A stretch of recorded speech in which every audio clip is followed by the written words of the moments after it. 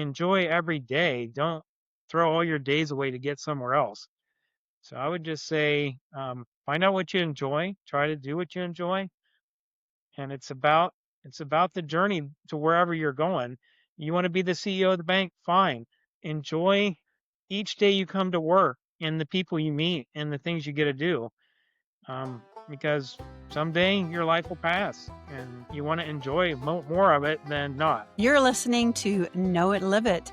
I'm your host, Laura Hanson Brexa. Each week, I have an insightful conversation with a fascinating person who shares their life mission, determination, passion, principle, or spiritual journey. Our guest today will share a unique passion. Specifics will be revealed in just a moment. Now let's talk turkey. It is my pleasure to introduce to you a lifelong outdoorsman, a United States Navy officer that is thankful for the opportunity to share part of his life with you. Eric McAfee, welcome to Know It, Live It. Hey, good morning, Laura. It's a pleasure to be here. I'm excited to have the opportunity to speak with you. So certainly any questions you have, just let me know and I'd be glad to tell you about my hobby. Well, thank you very much. First of all, thank you for your service. I appreciate that. Now, besides gobbling up the gobbling bird, I imagine most people have limited experience with turkeys, but you have a unique experience that I am excited to hear about. Tell me about turkey hunting and how you got started in it.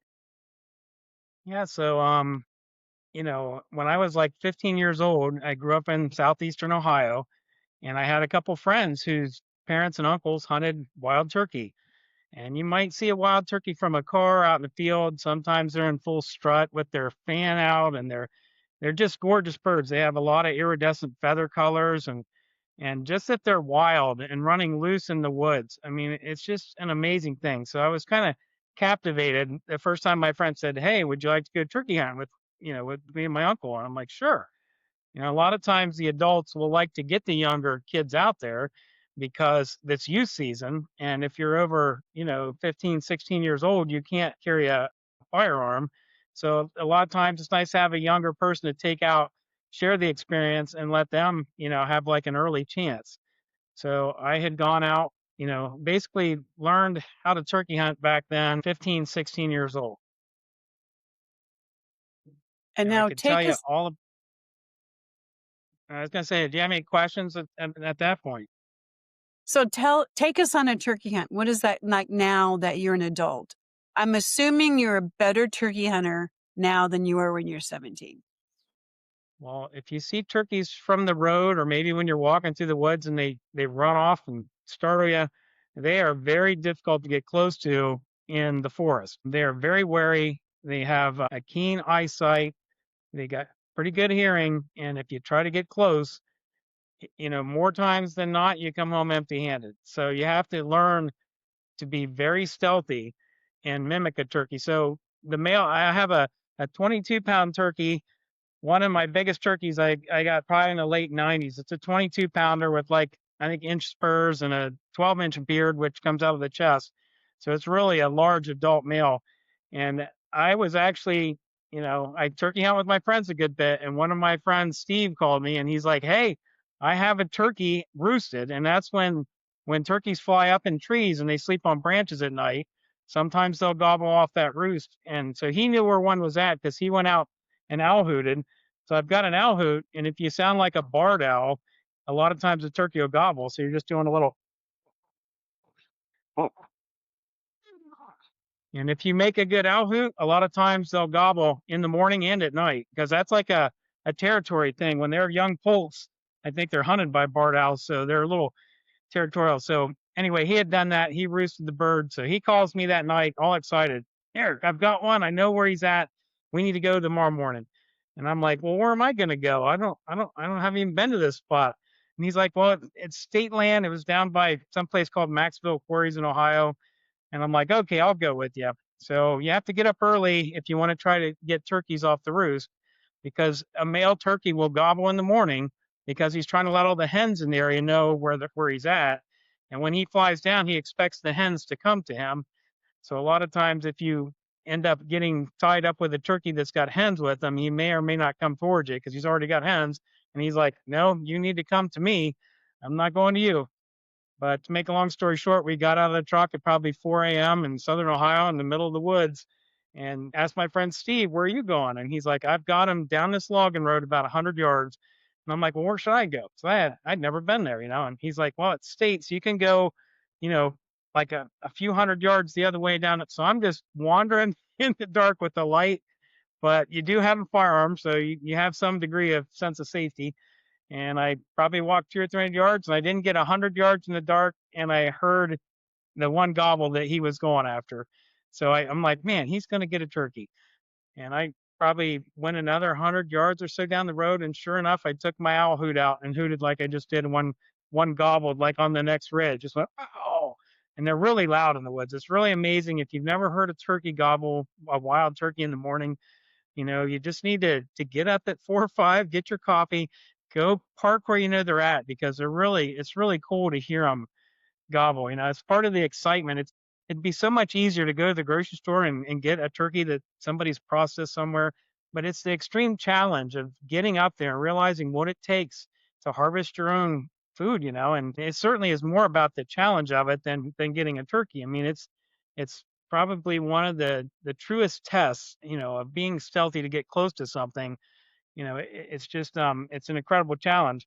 And so when I heard that turkey, I slipped down the ridge more, and there's ways that you can call a turkey. Yeah, so a couple calls that we use to call them in, and if a turkey hears that, he thinks you're a hen, and he will gobble it. And then if he gobbles, he's kind of interested in maybe rendezvousing with you. But if he's got hens with him, he might not.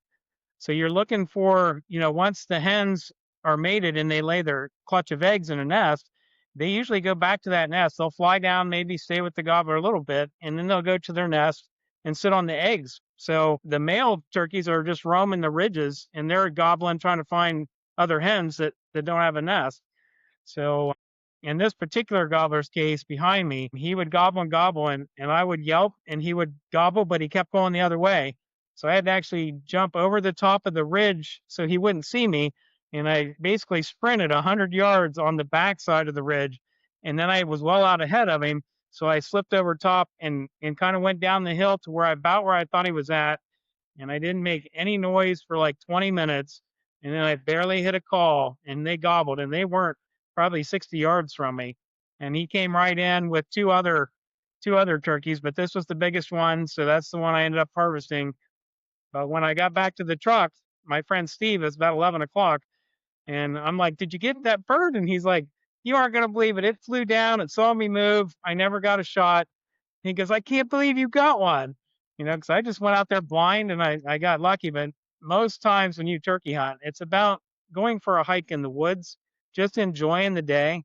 And if you find yourself close to a turkey, you might have a chance. So it's not like everybody's going to get one every time you go. You really just have to enjoy the outdoors.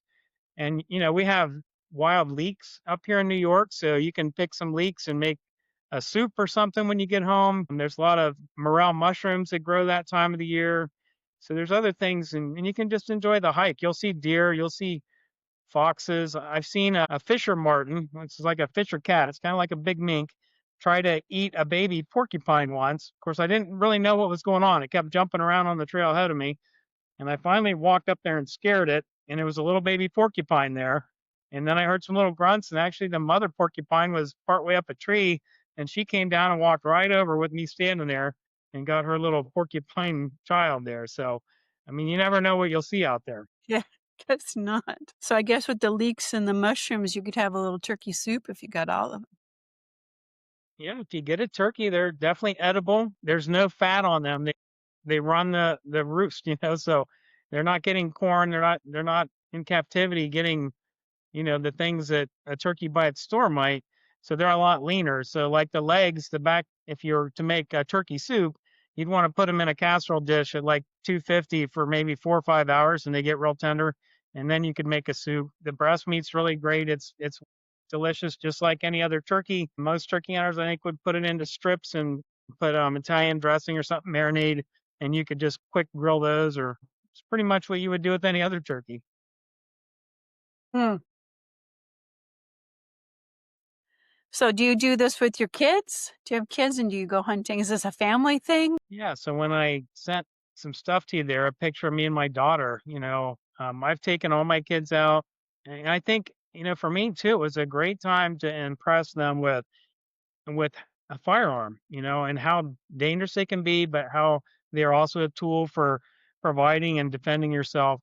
So it really teaches them about safety, keeping your finger off the trigger, keeping that gun always pointed at safe. So it teaches kids early on that I'm not supposed to touch this unless dad's around.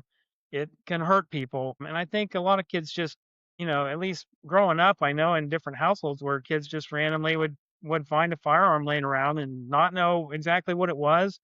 So I think it's a great opportunity, whether it's turkey hunting or, rabbit hunting, small game hunting, just anything to teach younger kids, how to handle a firearm, how to do it safely. They're learning in some of the countries I know of at a very young age. And I just think it's good that our children should know too that it's a tool, but it can also defend you, but it's dangerous, so you don't play with it.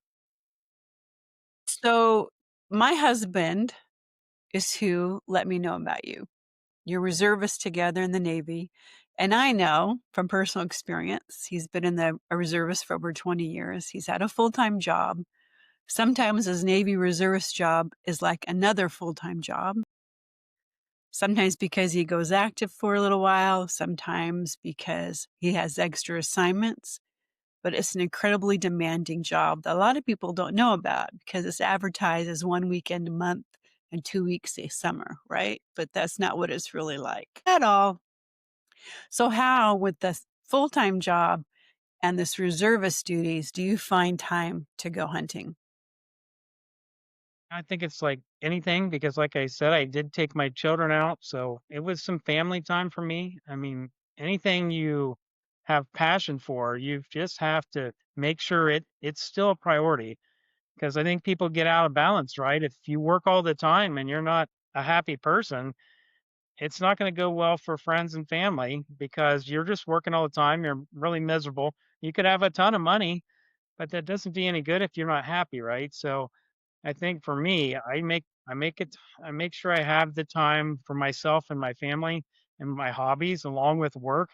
We say it's like a three-legged stool, and if one of them erodes, the stool falls over, right? So I think work, family, Navy, we try to keep a balance, and it does sometimes things go on with the family where you got to shift your focus towards the family, and sometimes we got to do these orders and do other things, so it shifts there. And certainly, there's a lot of sacrifice because I've left home, I've left my family, and it was hard for them. But then other times I'm home and they get my focus. So I just, I try to balance my time. And I think everybody else should also. So what do you love about this hobby of hunting, and what life lessons have you learned from it?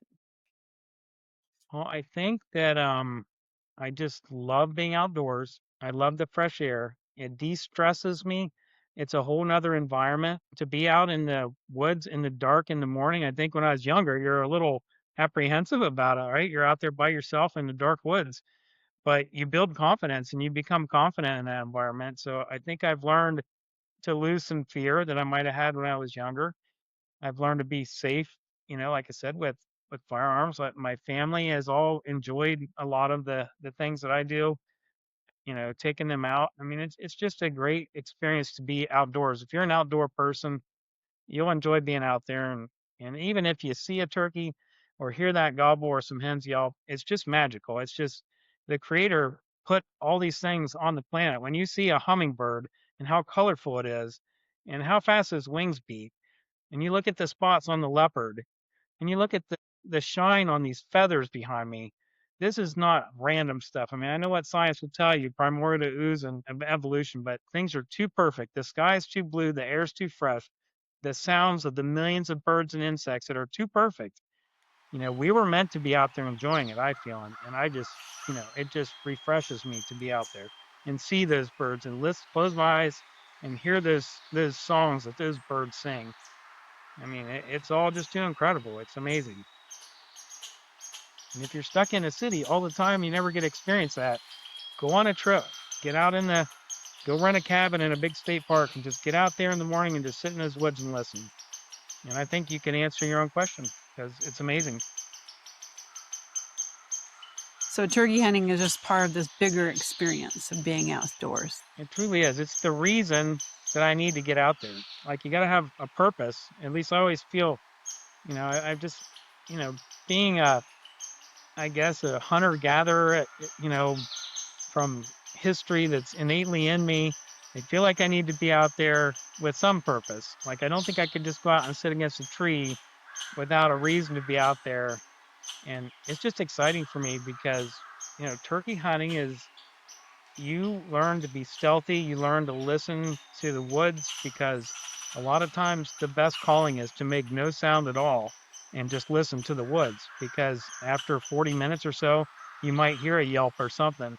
But if you call too much, you might scare things away because it's not natural for a turkey to yelp all the time because coyotes and bobcats and foxes and everything's, chasing these things trying to make a meal, and so calling all the time is not necessarily what a turkey will do. You got to catch them on the right day when they're in the right mood and use the right calling. And that's what makes it challenging, right? You may not hear anything. I could be out there for hours and not hear a single thing. And then at 11 o'clock, when I'm getting ready to stop turkey hunting at noon, I could yelp and have a gobbler respond and end up going home with the gobbler after hearing nothing for hours. So it's just, you never know what's going to happen. It's just exciting.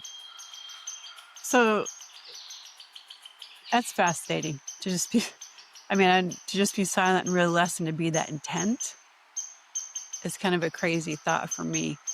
What else I'm kind of wondering about is you're not a bat, right? So how do you tune into what direction the gobbling is coming from? Sometimes it's a little tricky, like you're not sure exactly what direction it was, so you'll have to wait, or you move 50 yards that direction where you think they were, and hope that you hear another sound. A lot of times I'll just take my hand and brush it on the ground so it sounds like a hen scratching without calling. And if something's close, you can hear them scratch. It's just like somebody with a rake because they're taking they're scratching up the leaves and looking for bugs and acorns and whatever they're feeding on. So a lot of times you'll hear them scratching in the woods if they're getting close to you. And they also, a male turkey, when he's all fanned out and all puffed up, they drum. They get like, and they shake their whole body and they go, and they'll make like a deep sound in their chest.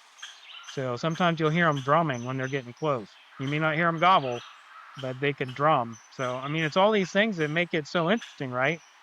This is just crazy that this was naturally made and turned loose in the forest because they're just amazing among everything else out there.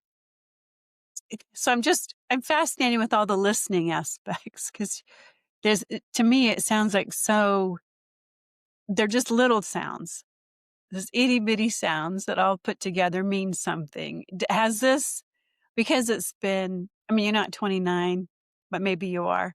So it's been since you were an older teenager. How is that translated into everyday life, being able to listen to little sounds? Or do you just turn it off when you get out of the forest, out of the I woods? think when I was younger, I probably wanted more attention and I probably talked more. Look at me, pick me. But I think you realize at some point that you have 2 ears and 1 mouth, right? You always hear that. You're supposed to listen twice as much.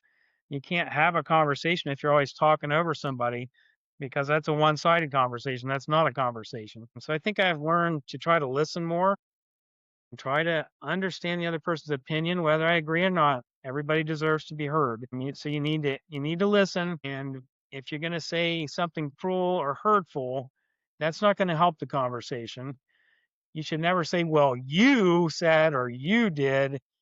It should be more like, I understand what your feelings are there. Because once you start using you and you're blaming people, that's not going to get you where you need to be. And at the end of the day, if you don't agree, right, you just accept that but you don't have to hate each other over it. Um, because some things get to that level, right? Like, people just get so upset with each other, they just don't talk to each other anymore. Well, you said this and you believe that. I'm not talking to you ever again. I just don't think we should live like that because life's too short. You need to help people, enjoy the company, love people. Like, we're really called to love each other and watch out for each other. And I know it can be very difficult to love some people when they're hateful and mean, but that's what we need to get to, because it just makes the world a better place. And even if you're the hateful person and you don't like anybody, it's very stressful on you to be hateful and lay awake at night angry. And I think we've all gone through that stuff. And it's not healthy for you as an individual. You got to let that stuff go, right? And I think that'll make you a better listener. And certainly sitting in the woods listening is you attune to the details because you're not always making the noise. I like that. You are tuned to the details because you're not always making the noise.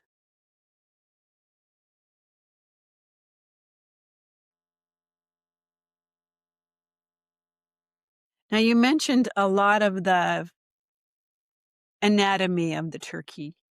Is this something that you learned over time? Did you study this?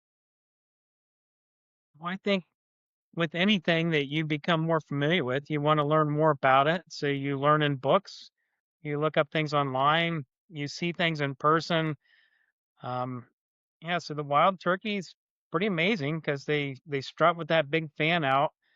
They have a crop. If you've ever heard of like in a turkey, they have a little pocket in their neck, and they'll actually pick up pebbles and seeds and things. And you probably heard of a gizzard, like a chicken gizzard. There's a muscle that helps them grind stuff up in their crop. So the gizzard will, they'll pick a bunch of seeds and things they might not be able to eat, and they store it in their crop.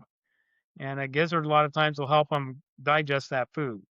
So they can eat a lot of stuff when they find it in the cornfield, and when they fly back up in their tree at night, they have it with them. Just so they're pretty amazing. They could probably go a few days if they have a lot of food in their crop.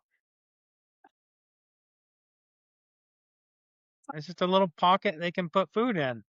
It's like a little lunchbox.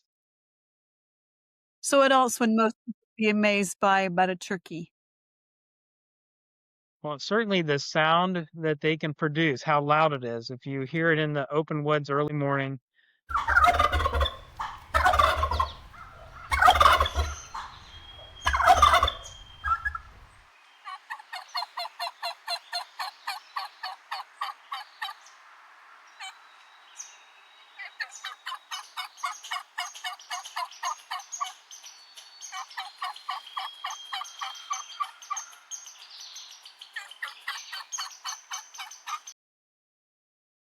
their uncanny way to spot any movement. I mean, I've been sitting still, motionless against a tree for 30, 40 minutes and just think I hear something walking or a little scuffle. A lot of times you hear squirrels and chipmunks run through the leaves and they have a kind of a lighter jump to them. So a lot of times you can think, yep, because you don't want to turn your head. The minute you start to turn, they have already busted you and locked onto you. So movement is everything. You have to, if they're close, you can't really move. But one time I did just turn my head and I heard, and running the other way, and they can get off the ground and fly in like 3 seconds. I mean, you don't have time a lot of times to, once they start running, they'll fly clear to the next ridge. I mean, they're pretty powerful flying and they can get off the ground in a second or two. They're really amazing. So, it's very much a sport to hunt a turkey. Yeah, it's definitely it's fun, and there's just a lot of things I enjoy about it. Yeah. It's not a defenseless animal that you're hunting. Well, it's defended its when it doesn't really defend, it doesn't, fight predators, but its sense of evasion are so keen that most predators don't get a hold of it. I mean, they grow to be years old, and like I said, foxes, owls, I'm sure minks would try to get them if they could. Bobcats are out there. So there's a whole slew of predators. They have adapted to evade danger rather well. Their eyesight is keen. They can see you 50 to 100 yards away in the woods if you're moving, and they'll go the other way, and you'll never even know they saw you. I mean, they're pretty amazing, and they travel in these flocks. So you've just multiplied the eyes times 10, and it really makes it difficult to try to move and even point a weapon, or even more challenging, which I have not done, is specifically go out and bow hunt them, where you have to draw and make this big motion, which can easily give you away if they're head is looking your way. And a lot of times you'll see them kind of hang with the deer because the deer have this great sense of smell and this good hearing where their ears move, but the turkeys have the sight. So there's been more than one time I've been in the woods and seen a couple deer show up, and luckily they weren't downwind of me. And then a turkey would come in and a couple more, and they would all just hang out together because they kind of watch out for each other. I have seen that. Kind of cool combining forces. A little bit like what you were talking about earlier. They're woodland allies. If turkeys and deer can do it, can humans? That's right. We should all be able to get along. You would think. You would think. That's kind of an interesting thought. Turkeys and deers combining. Well, they have a common objective. So that's what we all need, the common objective. I think the common objective is everybody should be American first, and love the country we have and the freedoms we really have, but we're so divided on all the little issues that we're not American first. And we got to be united because if we're divided, our lives just aren't going to be the same if we ever get to that point. Yeah, it's very true. There is a myth, that Benjamin Franklin wanted the turkey to be the American bird instead of the bald eagle. But I just thought that was kind of interesting as you're talking about America. He did write a letter to his daughter that he thought the turkey was a noble bird. That's what he Is thought. because it worked for itself, I think, versus the bald eagle that I don't remember exactly what the words were, but the myth is he wanted the turkey to be the national bird. Yeah, nobody wanted that. But I do remember him being mentioned saying something and his words got twisted, right? I guess they were getting twisted back then too, people's words. I live in an area of California where we have wild turkeys. We see them crossing the streets and they're up on the hills and they're all over. We joke around, "There's dinner. Hurry, go out and grab one." But now I know he wouldn't be able to catch one. Well, a lot of times near cities, there's no hunting rules. So those birds might be comfortable approaching people, maybe even getting fed by some of them. So if they're not hunted for years and years, they might be more susceptible to Yeah. predation because, Think I I could don't grab know. one? You probably could just grab them because they're comfortable. They haven't, but in any like Pennsylvania, York, any of these areas that have big turkey hunting areas, I mean, they're very keen. They're very tough to get close to. Is there anything else that you want us to know about turkeys or your hobby of turkey hunting or the great outdoors that I wasn't able to ask you questions about? I would just say, thanks to the viewers for watching or listening. Certainly, I'm sure there's turkey hunting videos out there that you can watch if you want to see people in the woods actually hunting them. But whatever your passion is, enjoy it, make time for it. It's healthy for you. Get people you enjoy being around involved and hang around people that help make you a better person. We do have a lot to be grateful for, and it's taken decades of hard efforts of many people to get things to where they're at. And I realize it's still not perfect. I understand we have homeless, and drug addiction and all kinds of, bankruptcies and just problems after problems, which is another reason why, you know, when I just go outside, I don't see the computer, I don't see my phone, I don't listen to the news, and I'm just enjoying life. My neighbors are actually really nice to me. I don't understand because I think I'm supposed to be hated by a bunch of people. But when you don't listen to the media and you go out and see what's actually happening in your life, most people are getting along. I don't see a lot of hate, and I'm sure it's out there. I'm not saying it's not, but when I just look at what I see and the people I talk to, and people seem to be pretty fairly respectful to each other, and they seem to get along. Although we have a lot of problems, right? We're never going to be without problems in a perfect world. So just try to be the best you can, live within your means, and try to enjoy everyday life. Like, we're talking like I'll be able to retire at some point in the future. But for me, it's never been about, oh my gosh, I can't wait till I can retire and have a retirement check. It's about the journey of where you're going. Every day is your journey. Enjoy every day. Don't throw all your days away to get somewhere else. So I would just say, Find out what you enjoy, try to do what you enjoy, and it's about the journey to wherever you're going.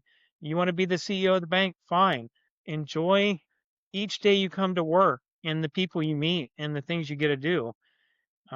Because someday your life will pass and you want to enjoy more of it than not. So I guess that would be some things I would say. That's great advice. But I can't let that go with why your neighbors should hate you.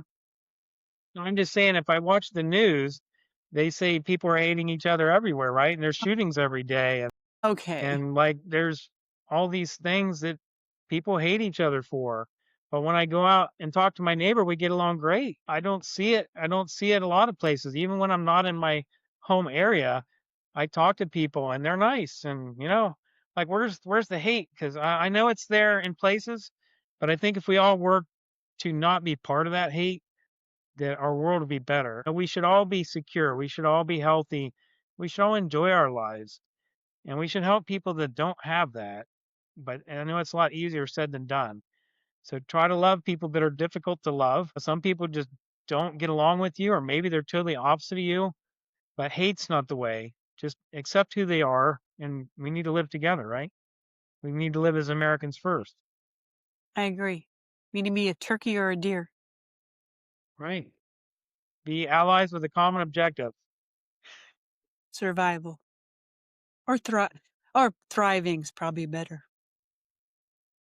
That's what you're talking about, thriving. Well, thank you very much, Eric. Thank you very much. It has been a pleasure. Have a great day. Thanks for joining me on Know It Live It. Visit knowitliveit.net for the latest scoops, recaps, and more. Remember to subscribe to this podcast so you'll never miss an episode with fascinating people who live what they know.